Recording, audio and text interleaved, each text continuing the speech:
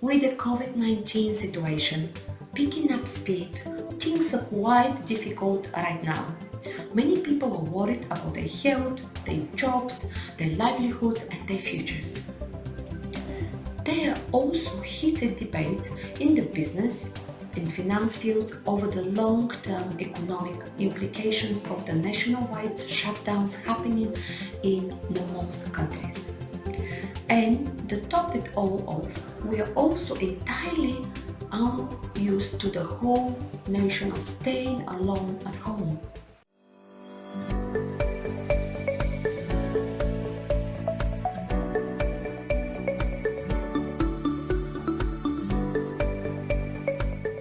Hello everyone and welcome back to my channel.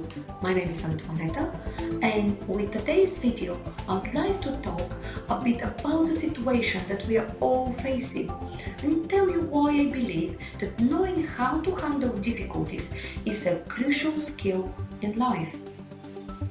Over the last few days, I've seen hundreds of posts on social media where people share their difficulties of coping with self-isolation and social distancing. So yes, I'm well aware that things are looking grim. But please, trust me, when I say that the best things you can do in a difficult situation is to keep calm. Yes, that is the first thing and the most important thing that you can do to immediately make the situation more bearable for yourself and your loved ones. The more worried you are, the more prone to rash decision you become. And as you all know, rash decisions are really good for you in the long run. I've seen people panic buying items at the grocery stores before things even started picking up speed. I've seen business people, investors and experts rushing to sell stocks and assets. I've seen owners trying to get rid of their properties. Do you think that once everything comes down they will be happy with what they did? Highly unlikely. And while we are still talking about business, here is an interesting tidbit for you. Did you know that some of the most successful companies today were founded during the last financial recession? I'm talking about big names like Uber, WhatsApp, Airbnb, Pinterest and Slack. Sure, they started small. They were just like every one other ambitious startup. But their leaders had something that others didn't. They had the drive, passion, and persistence required to succeed. Furthermore, you need to think about health. And not just your health, but the health of your loved ones and that of the general public as well. Everyone is already under a large amount of stress. By giving it to the panic, you are only making the situation worse, both for yourself and for everyone else around you. Of course, social isolation is less than ideal.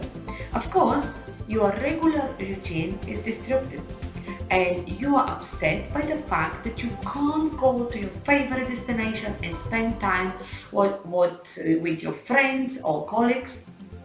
But you know what?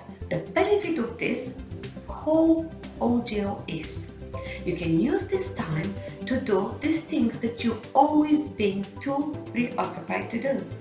Those books that you've always wanted to read, those documentaries that you've wanted to watch, or those skills that you've wanted to learn but somehow never managed to find the time.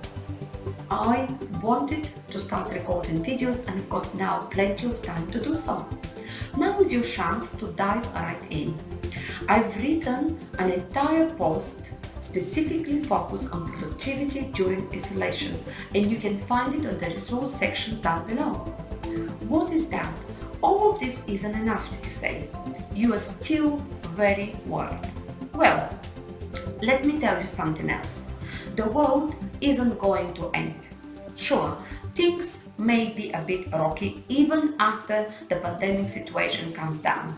But this is by no means the end of humanity as we know it, or any other nonsense like that. For some of you, this may be the first extraordinary situation that you've encountered. Maybe you've never been through a particularly difficult period in your life. But these things happen. In reality, this is a whole lot more to the world than the small portion of things that we experience in our day-to-day lives. I've said it before and I'll say it again. Knowing how to deal with difficult situations and how to come out relatively unscathed is crucial life skill. And if you don't think you can really get anything positive out of this unfortunate situation, then you could at least treat it as a learning experience. Personally, I've been through a lot of difficult moments. I wasn't born into success, whatever this may mean, nor did I inherit any of my wealth. Everything that I've gotten, I've earned through hard work and dedication. And before I got to the point where I had my own business, things were very different for me. I've gone into some details about my life in previous blogs and articles and videos, and I'll use them here to illustrate my point better. My first year as a student in my local university in Bulgaria was rather uneventful. But during the second year, I got to experience one of the first drastic changes in my life. At the time, I had already met the man who would become the father of my daughter, and we were deeply in love. Yet, for some inexplicable reason, my parents were not supportive at all. Quite the contrary, they had a severe disliking for my partner. Naturally, we chose the most logical course of action. We decided to run away together. We made our way to Germany, and it was an entire month before I decided to let my parents know where I was. So, there we were, young, in love, and completely broke. The only thing that we thought to bring along on our trip were the bare necessities and some spare clothes, which was stolen just before we entered Germany. And we were without absolutely nothing, only with our clothes on our back. We spent some time living in a hostel together with a couple of some other Bulgarians that we knew from back home. It was weeks before we managed to secure jobs for ourselves. I can say months, few months.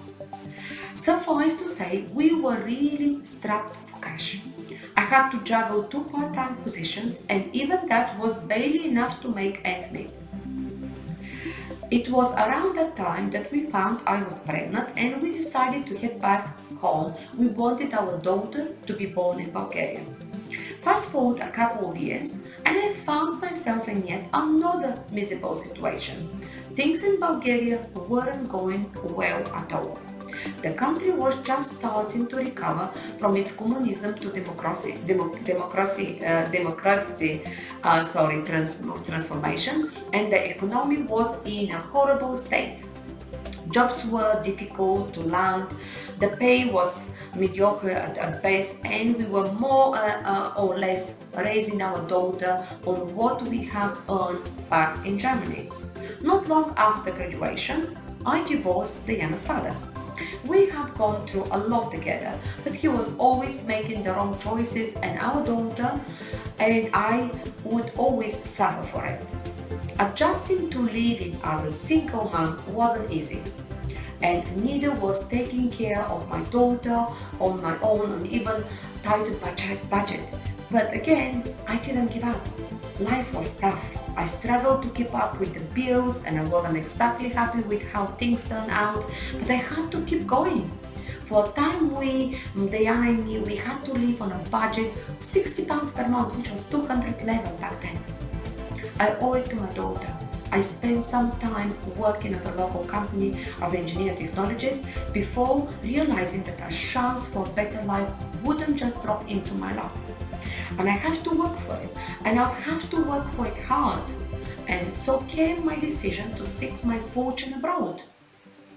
My current job in Bulgaria was barely enough to make ends meet, and I knew that I had to try something else. But even getting enough money to fund my initial trip to the UK would prove to be a challenge. And if it weren't for my post at the time, I probably wouldn't have managed to even get here. When I first decided to go to London, I didn't have any grand aspirations about pursuing a wildly successful career, becoming a business leader, or anything of the sort. I just wanted to try and give my daughter a better shot at life. I came here with just the clothes on my back and barely £500 on my name. I didn't know a word of English, I had no connections, and I had no idea what type of job I could get. All I knew was that I have to try and do something positive for my daughter's future. It was years before I managed to get my first business going. Long years during which I had to work 2 jobs and learn English in my spare time. I was paid £3 per hour. I had to work 18 hours per day, Saturday and Sunday as well. I was all alone. My daughter was all the way back in Bulgaria, and I had to adjust to the way of life in the UK. Almost everything that I know about business, I had to learn on my own. I never had a dedicated teacher or mentor figure. And yes, it was all very confusing and even a bit scary, but you know what? I didn't give up. I didn't let the fact that my life was difficult at the time prevent me from working on my goals. I didn't spend my time worrying about what ifs, and most importantly, I didn't allow my fear to take over. Looking back at all, there were so many things which I could have gone wrong had I hesitated. But I didn't. I pulled through. And if I could do it, then so can you. So buckle up, put together a list of productive things that will keep you occupied and get to it. This is no time to feel sad, lonely or regretful. It is time to work on yourself, invest in yourself. This is the best things to do at this moment. Hopefully this video managed to help you in some way. If not by subduing your fears and worries, then at least by giving you some ideas on how to use your time in isolation better. Remember, you're not alone. We are all in it together and we'll beat it together. As always, I will ask you to like this video and share it on social media and share it with your friends if you enjoy it. If you have any questions or experiences that you'd like to share with me or my other viewers, then please do so in the comments down below. I've always loved hearing from you. Thank you all for watching, and until next time, stay green and motivated.